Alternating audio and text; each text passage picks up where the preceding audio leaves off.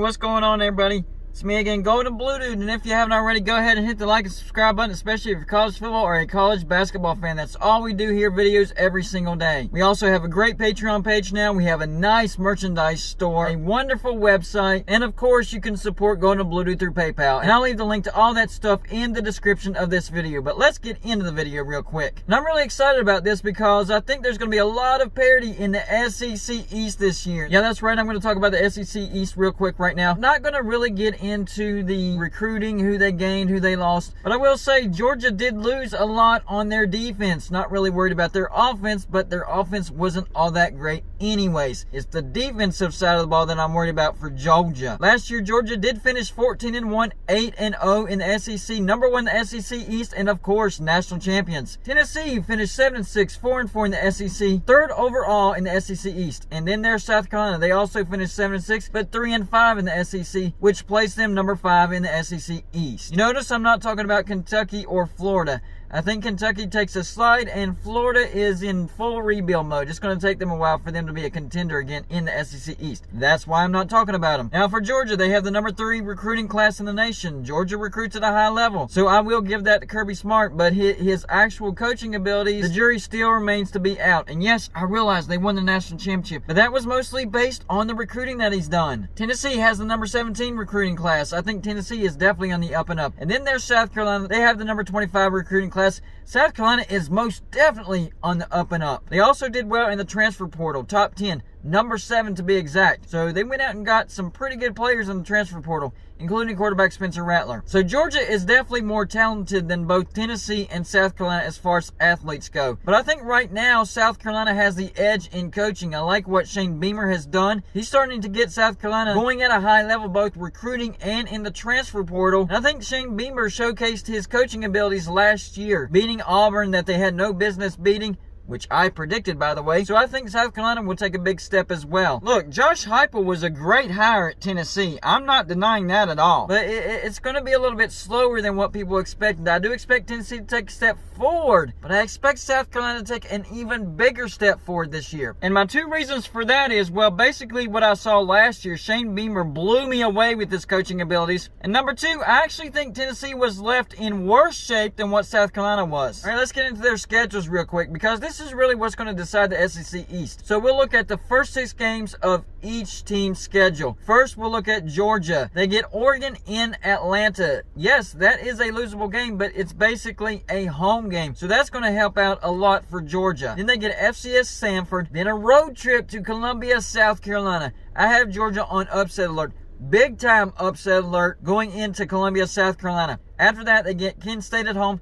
At Missouri, could be tricky, and then a home game against Auburn. So really, I only see one true potential loss for Georgia in their first 6 games, and that's at South Carolina. But don't sleep on that Oregon game. Even though it's basically a home field advantage game for Georgia, Oregon proved last year that they were able to overcome that when they beat Ohio State. All right, let's look at Tennessee's real quick. They get Ball State at home. At Pitt, that's definitely a losable game. Then Akron. Then Florida at home. Not really worried about that. Then they get their bye week at LSU. Definitely a losable game. And then Alabama at home. I think Alabama's going to be super elite. Go undefeated. Closest anybody will get to them will be within 10 points. So yes, I have Tennessee losing to Alabama. Finally, South Carolina, their first 6 games.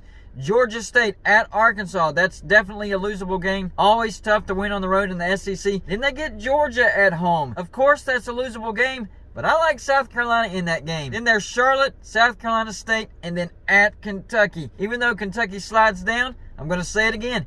It's tough to win on the road in the SEC. So looking at the first half of these team schedules, I have Georgia with 1 loss, maybe 2 with Oregon, but probably not. Tennessee, I have 3 potential losses, at Pitt, at LSU, and of course Alabama. Maybe they can split the road trips between Pitt and LSU. That would leave just 2 losses, but still Georgia has the edge. Then there's South Carolina. I definitely have at Arkansas as a loss. And then both Georgia and Kentucky potential losses. If they could split Georgia and Kentucky, and I would give them the win over Georgia, I'm predicting it right now, that would also give South Carolina 2 losses. So Georgia would still have the edge, but with the loss to South Carolina. Now let's look at the second half of the schedules of these teams. Georgia gets Vanderbilt at home, then their bye week, then Florida and Jacksonville, then Tennessee, then at Mississippi State.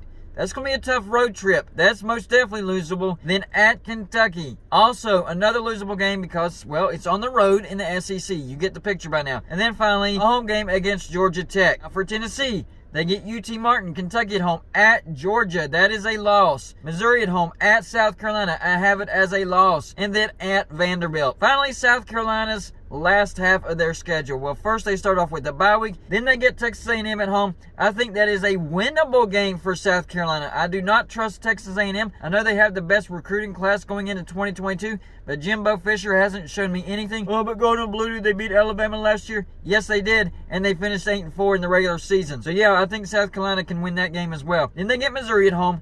At Vanderbilt. I know it's a road game in the SEC, but it's Vanderbilt. On the road to a rebuilding Florida. I have that as a win as well. Tennessee at home. I think they get that win.